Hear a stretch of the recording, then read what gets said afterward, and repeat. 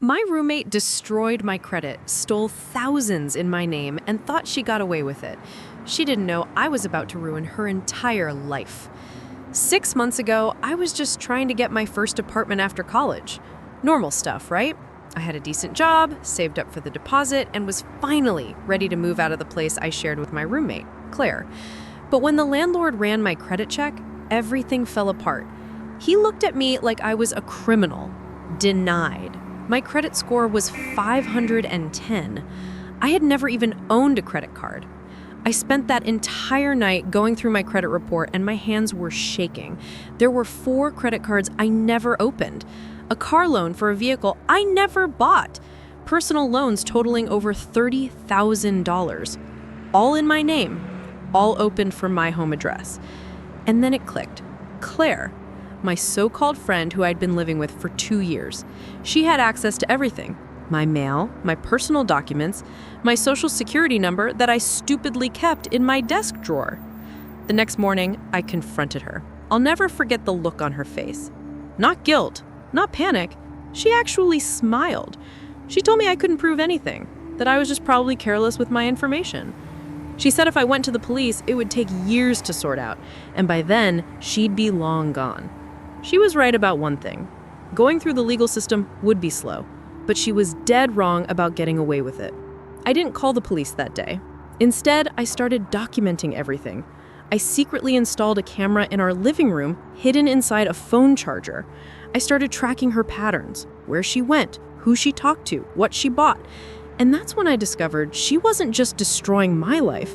She was living a completely fake one herself. Turns out, Claire had been catfishing a guy online for 8 months. Some software engineer from Seattle named Marcus, who thought he was in love with a girl named Emma. She was using photos she stole from random Instagram accounts. The crazy part? He was planning to fly down to meet her in 3 weeks. She had told him she looked forward to finally meeting him in person. I realized this was my opportunity. I created my own fake profile and found Marcus on social media. It wasn't hard.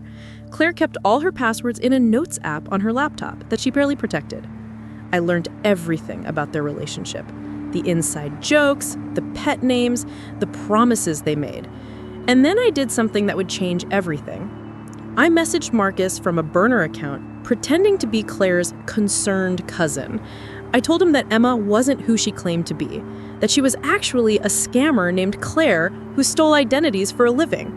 I sent him screenshots of my ruined credit report with Claire's IP address traced to our apartment. I sent him photos of the real Claire compared to the fake Emma photos. And I told him that if he wanted justice, he should still come down and meet her, but bring the police. Meanwhile, I started feeding Claire false information. I casually mentioned during dinner that my grandmother had passed away and left me a $70,000 inheritance that would hit my account in 2 weeks. I made sure to leave fake bank documents on the printer. I talked loudly on phone calls about meeting with the estate lawyer. I watched her eyes light up with greed every single time. Within days, she made her move.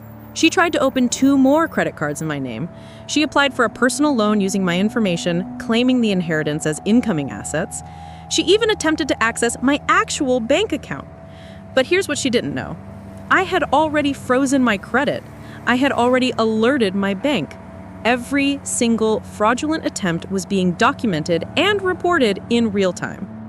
The day Marcus was supposed to arrive, I told Claire I was going out of town for the weekend. Instead, I waited at a coffee shop across the street with my laptop, watching our apartment through the hidden camera. She had agreed to finally meet Marcus in person at our place. She spent hours getting ready, probably planning which fake story to tell him when he realized she didn't look like Emma.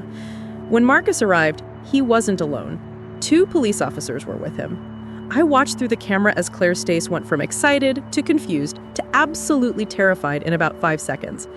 They had a warrant for her arrest. Identity theft, wire fraud, credit card fraud, the whole package. But I wasn't done yet. While the police were arresting Claire, I posted everything online. Not on my personal accounts, obviously. I created a burner profile and shared the entire story with screenshots, evidence, and timelines on every local community forum and Facebook group we were part of. Her friends, her family, her workplace. Everyone would know exactly what kind of person she was. The police found evidence of 12 other victims on her laptop. I wasn't the first person whose identity she had stolen. I was just the first one who fought back. She's currently facing up to 20 years in prison, and every single fraudulent account has been removed from my credit report. My score is back to 720. Claire tried to reach out from jail last month through a mutual friend. She wanted to apologize. She wanted me to write a letter to the judge asking for leniency. I wrote the letter. I told the judge exactly what she did, how she planned it, and how she showed zero remorse until she got caught. The judge thanked me for my detailed account. Marcus actually became a friend through all this. He was horrified that he almost fell for her lies, but grateful someone stopped him before he got hurt worse. We still text sometimes, usually making jokes about our shared terrible luck with trusting the wrong people. People always ask me if I feel guilty, if I think I went too far. Here's my answer. She stole my identity and tried to ruin my entire financial future before I even turned 25. She had no problem destroying my life for her own greed. I just made sure she faced the consequences of her own actions. I didn't ruin her life. She did that all by herself. I just held up the mirror. Sometimes the quiet ones aren't weak. We're just patient. And when someone pushes us too far, we don't just push back. We calculate, we plan, and we make sure they never see us coming.